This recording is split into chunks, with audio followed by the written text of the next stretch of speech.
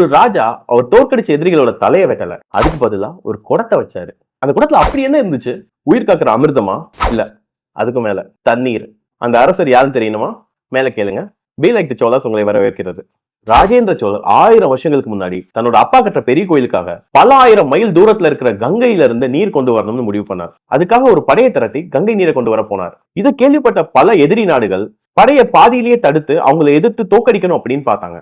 அவங்க எல்லாரையும் வெற்றி கொண்ட அந்த ராஜேந்திர சோழர் அந்த தோற்ற அரசர்களோட தலை மேல ஒரு குடத்தை வச்சு அதுக்குள்ள கங்கை நீரை சுமந்துட்டு சோழ தேசம் வரை கொண்டு வர வச்சார். சரி, அந்த தண்ணீரை என்ன பண்ணாரு? கடவுளுக்கு அபிஷேகம் பண்ணாரு நினைக்கிறீங்களா? இல்ல, ஒரு பெரிய ஏரி அமைச்சு அது அவர் கொண்டு வந்த கங்கை நீரை விட்டாரு விவசாயத்துக்காக. அந்த ஏரிக்கு பேர் தான் சோழகங்கம். இப்பயும் இருக்கிற பொன்னேரி. நம்ம செய்யற செயலால கிடைக்கிற பலன் நமக்கு மட்டும்தான்னா அந்த வெற்றியோட காலம் ரொம்ப குறுகியது. ஆனா அதே நம்ம செய்யற செயல் பலருக்கும் பயன்படுமான்னு யோசிச்சு செஞ்சா அந்த வெற்றி வரலாறாவே மாறும். நீங்க பொன்னேரி பத்தி கேள்விப்பட்டிருக்கீங்களா? அங்க போயிருக்கீங்களா? கமெண்ட்ஸ்ல பதிவு பண்ணுங்க.